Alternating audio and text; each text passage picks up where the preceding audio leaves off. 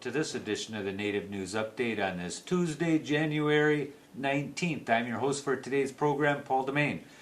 Many of the stories right here can also be found at our website at IndianCountryNews.com. Here are the news stories for the day from the Associated Press and other Native news sources. The operators of Connecticut's two casinos say their slot revenue continued to slide in December compared with the same month in 2008.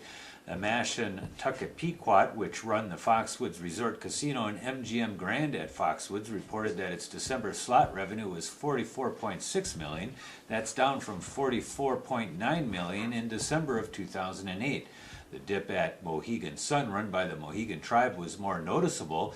It took in $57.1 million last month, compared with $63.1 million in December of 2008. The tribe pays the state 25% of their slot machine revenue every month under their gaming compacts with Connecticut. The Mashantucket Pequot gave the state $11.3 million, and the Mohegan gave $14.3 million for the month of December. The Idaho Supreme Court has rejected an appeal by an online cigarette maker, marketer, who claimed his company was immune from state laws regulating tobacco sales. The unanimous decision issued last Friday affirms a lower court ruling in a lawsuit filed by the Idaho State Attorney General in 2006 against Scott Mabee, who sold millions of cigarettes to Idaho smokers through SmartSmoker.com and OrderSmokesDirect.com. In the original lawsuit, the state claimed Mabee, a Native American from New York, was violating state laws requiring cigarette peddlers to register with the state and pay a fee to the state. The laws were passed in the wake of national tobacco settlement in 1998. Mabee claimed Idaho laws don't apply because he's protected by federal interstate and Indian commerce laws. The justices disagreed and ordered an award of attorney fees and costs to the state. In an related case, more than 50 Yakima members demonstrated outside the federal courthouse in Yakima, Washington, where 3 members were on trial accused of selling untaxed cigarettes. The Yakima Herald-Republic reports demonstrators carried signs last week that said, "Our treaty cannot be denied," and "Treaty rights are not a crime." A Wapato couple, Harry and Jeannie Smiskin, and their son Cato, are accused of intent to sell untaxed cigarettes to buyers not covered by treaty. Jurors said the demonstration would not affect their decision-making, and the judge turned down a prosecution request to sequester the jury.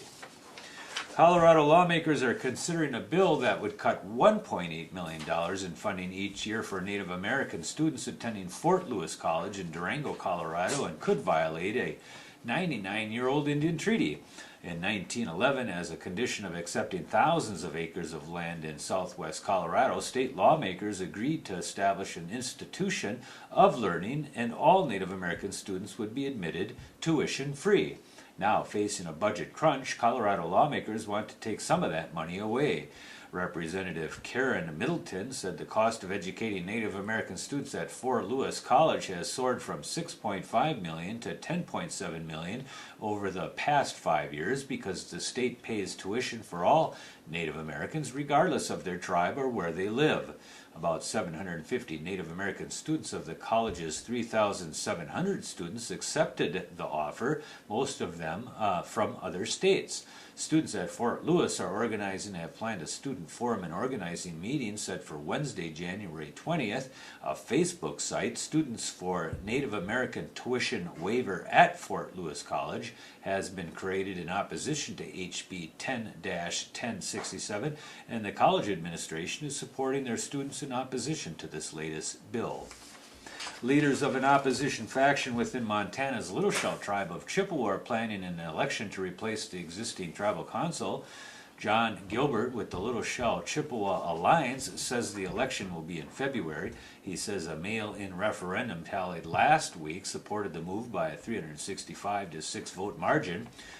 Current tribal chairman John Sinclair says he asked his supporters not to participate in the process he called illegal.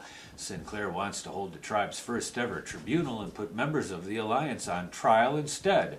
The push for political sea change within the tribe comes after state officials withheld $867,000 in grants and stimulus money because of the Little Shell's poor accounting practices. The landless 4,300-member tribe is recognized by the state. In October of last year, its 31-year bid for federal recognition was denied by the U.S. Department of the Interior. Navajo Nation President Joe Shirley Jr. and the tribe's utility authority have signed legislation to establish leases and finance agreements for the development of a wind energy project at the Big Boquillas Ranch. The Boquillas Wind Project would be located some 80 miles west of Flagstaff on ranch lands owned by the tribe and on Arizona Trust lands. The project's first phase of approximately 85 megawatts is being designed for construction in 2011. When completing, it will use about 50 state-of-the-art wind turbines and generate power equivalent to the energy needs of up to 20,000 homes. Power from the project will be marketed to Arizona and other regional utilities. And the Cardinal Stritch University Leadership Center, in conjunction with the Mount Mary College Women's Leadership Institute, is bringing Ada Deer to speak in Milwaukee, Wisconsin on January 28th. Ada is the former director of the American Indian Studies program and distinguished lecturer at the University of Wisconsin-Madison. She was the first American Indian woman to chair the Menominee tribe and to run for Congress. She was also the first woman appointed as Assistant Secretary for Indian Affairs in the U.S. Department of Interior as the former director of the Bureau of Indian Affairs. She will be speaking to her personal leadership journey over lunch, followed by an afternoon panel discussion on the elements needed to foster leadership in the American Indian community. You can email for more information at leadership@stritch.edu or call 414-410-4646 for more information. And that is the latest roundup of news from Indian Country on this edition of the Native News Update. We want to thank you for showing up and taking a look at us. Come back again soon. Miigwech.